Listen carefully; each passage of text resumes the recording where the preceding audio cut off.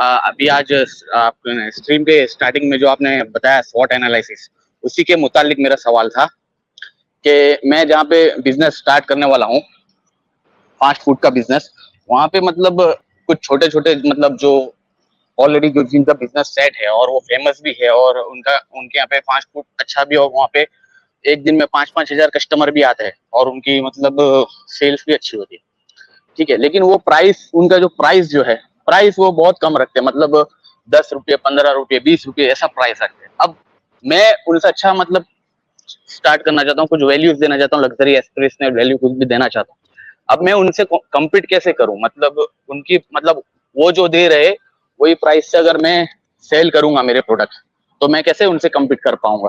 तो उसके बारे में कुछ आइडियाज चाहिए थी आपसे कि उस बारे में क्या करें। जी, फर्स्ट में आप स्टार्ट करें। देखिए, ये अभी ये शॉर्ट एनालिसिस का भाई ने जिक्र किया, मैं शॉर्ट एनालिसिस से ही इनका आंसर देने की कोशिश करूंगा।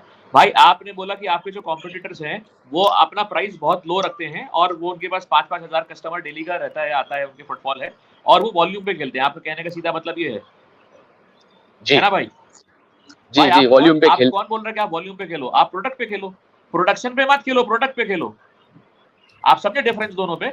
प्रोडक्शन पे मत खेलो, वो लोग प्रोडक्शन पे खेल रहे हैं, आप लोग आप प्रोडक्ट पे खेलो। आप अपना प्रोडक्ट इतना सॉलिड बना लो। देखो, आपको टैगलाइन इस हिसाब से डिजाइन करना पड़ेगा कि आप थोड़ा सा प्रीमियम हो, ठीक है? आप जनरल नहीं हो, आप थोड़ा सा प्रीमियम हो, ठीक है ना? लोग आपके पास जो आ रहे हैं वो थोड़ा सा प्रीमियम स्टफ खरीदने के लिए आ रहे हैं, एक बात। दूसरी बात ये है कि quality comes with a price, quality का एक पैसा होता है, ठीक है? अदरवाइज आप लो क्वालिटी प्रोडक्ट लगा लोगे, आपका भी उनके बराबर से आप कॉस्ट कर लोगे, आप बेचना शुरू कर दोगे। तो आपकी टैगलाइन इस हिसाब से डेवलप होनी चाहिए। मैं आपको एग्जांपल देता हूं कि हाँ हम महंगे हैं लेकिन क्यों, हाँ हम महंगे हैं लेकिन क्यों, ठीक है? क्यों? क्योंकि कस्टमर आकर के ट्राई करेगा, जब वो ट्राई करेगा तब उसको डिफरेंस पता चलेगा कि ये महंगे क्यों है, ठीक है ना? मार्केट में एक चीज बेचने के 10 प्राइस होते हैं। कोई भी प्रोडक्ट ले लीजिए, एक चीज बेचने के 10 प्राइस होते हैं। एक जगह पे कितने का बिक रहा है, एक जगह पे कितने का बिक रहा है। फॉर एग्जांपल, आप फ्रूट्स ले लीजिए, आप आम ले लीजिए, ठीक है ना? आप एक जो है शॉप पे हो सकता है 60 रुपए डजन बिके और एक शॉप पे जो है वो 100 रुपए डजन बिके, बट दोनों में डिफरेंस है ना, है तो दोनों आम ना। आप समझे बात को? तो आप प्रोडक्शन पे मत खेलो, आप वॉल्यूम पे मत खेलो, आप प्रोडक्ट पे खेलो। जब आप प्रोडक्ट पे खेलोगे तो आप मार्केट का स्किमिंग प्लेयर बनने की कोशिश करोगे और कहीं ना कहीं फिर कस्टमर आपके पास इसलिए आएगा कि आपके पास चीज अच्छी मिल रही है, क्वालिटी अच्छी मिल रही है, ठीक है ना? तो ये मेरा सजेशन है आपको उसी शॉर्ट एनालिसिस की। आपके सामने अपॉर्चुनिटी है पूरी मार्केट, आपके सामने थ्रेट क्या है कि आपका जो बराबर बाजू वाला कस्टमर है, वो आपका बाजू वाला जो कॉम्पिटिटर है उसका प्राइस बहुत लो है, मगर आपकी स्ट्रेंथ क्या है? आपकी स्ट्रेंथ आपकी क्वालिटी है, ठीक है? वीकनेस क्या है? आपका प्राइस, आपका प्राइस कंस्ट्रेंट है आपका। तो जाहिर है कि वीकनेस को आप अपनी स्ट्रेंथ में तब्दील करो। स्ट्रेंथ क्वालिटी है, क्वालिटी पे खेलो, सीधी बात है। प्रोडक्शन पे मत खेलो, प्रोडक्ट पे खेलो, ठीक है भाई? जब मैं आप कुछ ऐड करना चाहेंगे तो प्लीज करिए इस पे। मैं कुछ सजेशंस देना चाहता हूं। देखिए, फर्स्ट चीज तो ये था कि आप कोई ऐसा कुछ वैल्यू बताओ अपने प्रोडक्ट के अंदर, ऐसी कोई वैल्यू जिससे लोगों को आपके प्रोडक्ट की कोई चीज समझ में आए।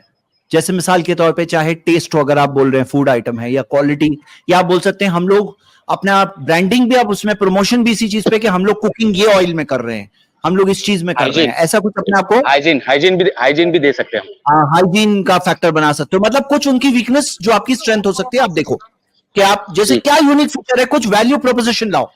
हाँ, सेकंड चीज क्या हो सकती है कि आप कोई मार्केट में कोई निश सेगमेंट में फोकस कर सकते हो।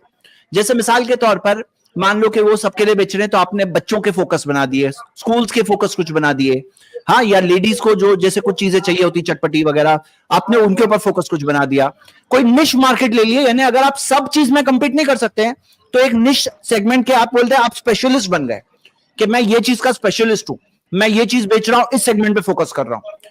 तीसरी चीज आप क्या कर सकते हैं कि कोई कस्टमर एक्सपीरियंस को एनहांस कर सकते हैं कि वहां पे आप बहुत ज्यादा रश आ रहा है, हो सकता है आप टेबल्स दोगे, हो सकता है पानी दोगे, हो सकता है बैठने की जगह दोगे, हो सकता है कुछ चीज आप दे सकते हो, कस्टमर एक्सपीरियंस, वाईफाई वगैरह, मतलब जायज दायरे में क्या हो सकता है देखेंगे आप, मतलब हैप्पी कस्टमर्स को आप क्रिएट करने की कोशिश करेंगे। हाँ, तो ये एक तीसरी चीज है, कस्टमर एक्सपीरियंस से आप वो चीज कर सकते हैं। स्ट्रॉन्ग रिलेशनशिप बिल्ड करना कि लोगों customer relationship, loyalty programme start कर सकते हैं। कस्टमर को ये कह सकते हैं कि आप हर बार परचेस करोगे आपको कुछ पॉइंट्स मिलेंगे, फिर ये पॉइंट्स को आप रिडीम कर सकते हो। हाँ, पॉइंट्स को रिडीम कर सकते हो। एक और चीज कर सकते हैं, आप अपनी ब्रांडिंग क्रिएट कर सकते हैं और मार्केटिंग के जरिए अपने आप को, अपनी स्ट्रेंथ्स को हाईलाइट कर सकते हैं सोशल मीडिया वगैरह के जरिए। हो सकता है आप कोई ऑफर्स रन करेंगे। देखो एक बात है ना, कभी भी याद रखना कि कंपीट करने में ना एक होता है मेंटली डिफीट हो आदमी, तो मेंटली कोई आप पे हावी ना है, क्योंकि आपका रब अल्लाह है जो रिस्क का मालिक है आपका। तो इसमें कैसा होता है, कभी कभार क्या होता है, कॉम्पिटिटर के कॉम्पिटिशन से उतना नुकसान नहीं होता है जितना उसके साइकोलॉजिकल प्रेशर लेने से नुकसान हो जाता है हम पर। तो वो क्या होता है कि कोई हमारे माइंड पे हावी ना हो, उसको दिमाग के अंदर नहीं लेना है, उसको आंखों के सामने रखे बस कैलकुलेट करने के लिए, समझने के लिए। तो जैसे मान लो मिसाल के तौर पे ब्रांडिंग स्ट्रेटजी में आप कस्टमर्स को अट्रैक्ट करने का नया आप कुछ तरीका ला रहे हो कि कैसे कस्टमर्स को आप कोई ऑफर दे रहे हो, कोई चीज कर रहे हो। हाँ, ये चीज हो सकती है। कस्टमर फीडबैक से आप सीख सकते हो कि आप कस्टमर का फीडबैक मिलेगा तो उससे स्ट्रेटजी को आप चेंज कर सकते हो, इनोवेशन कंटिन्यूसली कर सकते हो। और कोई हो सकता है पार्टनरशिप, आप कोई स्ट्रेटेजिक पार्टनरशिप हो सकती है। हो सकता है आप स्कूल के साथ टाई अप कर रहे हो कि स्कूल के अंदर आप सप्लाई कर दोगे। कोई हो सकता है कि आप कंपनी के अंदर टाई अप करके उनकी कैंटीन में दे रहे हो सकता है आप कहीं पे मील्स दे रहे हो। मतलब कुछ आपने ऐसा पार्टनरशिप दिए, जैसे वो लोग जाके सब जगह सर्विस नहीं दे सकते। आपके पास अगर बैंडविड्थ है, आपके पास उतना 5000 कस्टमर का रश नहीं है डेली का, तो आप क्या कर सकते हैं, कोई स्ट्रेटेजिक पार्टनरशिप के ऊपर फोकस कर सकते हैं कि कोई स्ट्रेटेजिक पार्टनरशिप किसी के साथ क्रिएट किए और वो उसके जरिए आप अपने बिजनेस को रीच करें। ऑनलाइन प्रेजेंस के जरिए, हाँ, अपनी वेबसाइट के जरिए कुछ यूजर फ्रेंडली, कुछ ऐसे सर्च इंजन ऑप्टिमाइजेशन के जरिए कुछ चीज हो सकती है। और ऐसे ऑपरेशनल एफिशिएंसी पैदा करने की कोशिश करें कि कैसे आपके ऑपरेशंस ऐसे हो जिससे आपको भी वो एडवांटेज मिले जो उनको मिल रहा है। मतलब जो वॉल्यूम्स का एडवांटेज उनको मिल रहा है, कैसे आप कॉस्ट को रिड्यूस कर सकते हैं कॉम्प्रोमाइज किए बगैर क्वालिटी। तो कैसे आप कंपटीशन के सामने कैसे अपने आप को ऑप्टिमाइज कर सकते हैं। कभी कभार क्या होता है, जैसे मेरे एक दोस्त थे, उन्होंने रेस्टोरेंट ओपन किया और फिर उनके रेस्टोरेंट में होता क्या है ना, रेस्टोरेंट बिजनेस में बहुत सारे लोग लॉसेस करते हैं और जितने बिजनेसेस सुनने मिलता है कि हर महीने कितनी नई दुकानें खुलती है, कितनी सारी उसमें से बंद भी हो जाती है। तो यहाँ पे कैसा होता है, उनके बिजनेस में भी ऐसा ही हुआ। अब वो थे दूसरे लाइन वाले आदमी, लेकिन वो रेस्टोरेंट में बैठ गए खुद और फिर देखे, स्टडी किए कि इतने स्टाफ है, क्या जरूरत है, इतने से काम चल सकता है क्या, इतने से हो सकता है क्या। उन्होंने अपनी कॉस्टिंग को कंट्रोल किया, हो गया प्रॉफिट मेकिंग हो गया बिजनेस, उनका रेस्टोरेंट प्रॉफिट मेकिंग हो गया। तो कभी कभार क्या होता है कि प्राइसिंग स्ट्रेटजी को देखना होता है, ऑपरेशनल एफिशिएंसी देखनी होती है, प्राइसिंग के अंदर कैसे कर सकते हैं। कभी कभार कुछ बंडल करके, कुछ पैकेज करके, देखो क्या होता है, जैसे मैकडॉनल्ड्स को देखोगे कि कोई चीज वो बहुत सस्ती बेच रहा होता है सिर्फ कस्टमर अट्रैक्ट करने के लिए। सुन रहे आप? हाँ, कोई चीज जैसे बहुत सस्ती बेच के आप कस्टमर अट्रैक्ट करो और कहीं और कमाओ।